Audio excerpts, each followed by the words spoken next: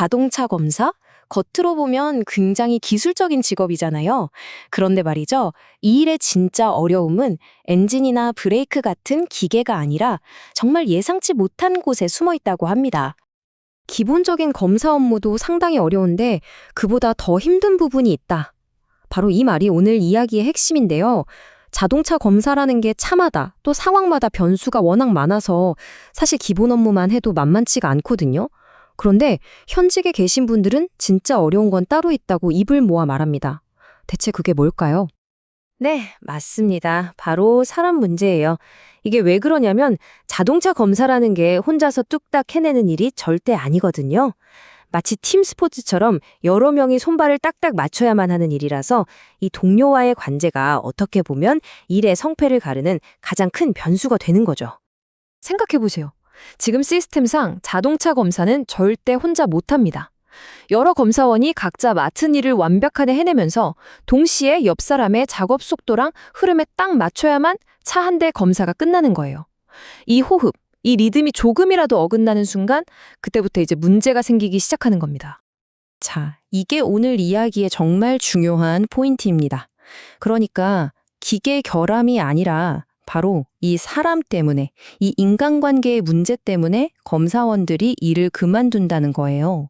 일이 고돼서가 아니라 사람이 힘들어서 떠나는 경우가 정말 많다고 합니다. 이 갈등이라는 게요, 뭐 한 가지 형태로만 나타나는 게 아니에요. 바로 옆자리에서 같이 일하는 동료 검사원하고 부딪히기도 하고요. 또 관리자나 소장님과의 관계에서 트러블이 생기기도 하죠. 그리고 때로는 이런 외부 요인이 아니라 자기 자신하고의 싸움이 될 때도 있습니다. 그렇다면 이런 갈등들은 도대체 어디서부터 시작되는 걸까요? 현장의 목소리를 들어보면요, 크게 두 가지 원인이 부딪히면서 문제가 확 커진다고 해요. 하나는 실력 차이, 그리고 또 하나는 이 직업만의 아주 독특한 나이 문제입니다. 이게 정말 흥미로운 지점인데 이 스트레스가 한쪽으로만 쏠리는 게 아니라는 거예요. 그러니까 일을 아주 잘하는 베테랑 검사원은 베테랑대로 힘들고 아직 일이 서툰 신입은 신입대로 엄청난 압박감을 느낀다는 거죠. 양쪽 다 힘든 상황인 겁니다. 자, 양쪽 입장을 한번 들어볼까요? 완전히 다릅니다. 먼저 베테랑 입장에서는요.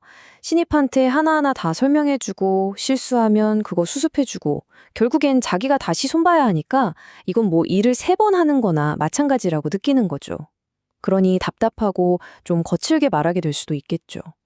반면에 신입은 어떨까요? 계속 지적만 받으니까 압박감은 심해지고 특히나 사회 경험도 있고 나이도 있는데 이런 취급을 받으면 자존심에 큰 상처를 입게 되는 겁니다. 그리고 바로 이 나이 문제가 상황을 정말 복잡하게 만들어요. 보세요. 50대, 60대, 심지어 70대에 이 일을 새로 시작하는 분들이 정말 많습니다. 이게 어떤 의미냐면 다른 분야에서는 이미 부장님 임원급이었을 분들이 완전 신입으로 들어오는 아주 특수한 환경이라는 거죠. 결국 어떻게 되겠어요? 스트레스가 양쪽으로 다 가는 거예요. 나이 많은 신입한테 지시를 해야 하는 젊은 선배도 솔직히 마음이 편하겠어요? 어렵죠. 또 지시를 받는 입장에서는 별거 아닌 지적도 나를 무시하나 싶어서 속상해지고 이런 악순환이 계속 반복되는 겁니다. 자, 그럼 문제가 뭔지는 알겠습니다.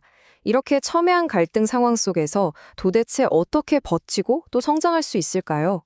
지금부터는 문제 제기에서 한 발 더 나아가서 현장에서 직접 부딪히며 터득한 아주 현실적인 생존 전략을 한번 살펴보겠습니다. 모든 전략에 앞서서 먼저 받아들여야 할 냉혹한 현실이 하나 있습니다. 바로 일이 먼저라는 겁니다. 이 직업은요, 동료와의 관계보다 업무를 완수하는 게 무조건 우선이에요. 내 감정이 어떻든 간에 자동차 검사는 정확하고 빠르게 끝나야만 하니까요. 이걸 먼저 인정하고 시작해야 합니다. 자, 그래서 나온 생존 전략입니다. 첫째, 현실을 인정하기. 나는 지금 배우는 사람이고 비판이나 지적은 당연히 감수해야 한다고 받아들이는 거예요. 둘째, 감정 조절하기. 여기서 욱해서 같이 싸워봤자 결국 손해보는 건 자기 자신이라는 걸 알아야 합니다. 셋째, 성장에 집중하기. 최고의 복수이자 최고의 방어는요, 누구도 뭐라고 할 수 없을 만큼 압도적인 실력을 갖추는 겁니다. 그리고 마지막, 이게 정말 중요한데 흘려보내기. 그 순간의 갈등 때문에 에이, 더러워서 그만둔다. 이런 성급한 결정을 내리지 않는 거죠. 이게 오늘 이야기에서 가장 드리고 싶은 말씀일지도 모르겠네요. 다른 사람 때문에 내 소중한 직업을 포기해서는 안 된다는 겁니다. 그만두냐 마냐 하는 중요한 결정은요, 오로지 나 자신의 의지와 내 상황에 따라서 내려야 하는 거죠. 남 때문에 내 인생을 결정하게 두지 마세요. 자, 지금까지는 개인이 어떻게 살아남을 것인가에 대한 이야기였다면, 이제는 시야를 좀 더 넓혀보겠습니다. 이 직업, 이 업계 전체의 판을 어떻게 바꿀 수 있을까 하는 더 큰 비전에 대한 이야기입니다. 지금 자동차 검사원들의 현실을 보면요. 다들 섬처럼 따로따로 떨어져 있어요. 단합도 잘 안 되고 검사원들의 권익을 제대로 대변해 줄 만한 노동조합 같은 조직도 사실상 없고요.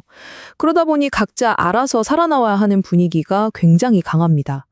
이러니까 검사원들의 목소리가 하나로 뭉쳐서 힘을 내기가 정말 어려운 구조인 거죠.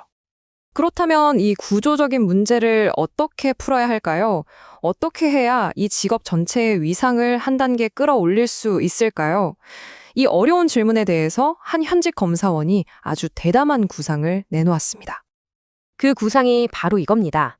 기존의 정비조합 같은 데서 완전히 벗어나서 오로지 자동차 검사원들로만 이루어진 독립적인 법인을 만들자는 거예요.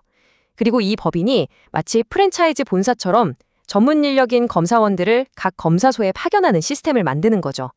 이렇게 되면 검사원들은 더 이상 특정 사업장에 고용된 직원이 아니라 독립적인 전문가로 일할 수 있게 됩니다.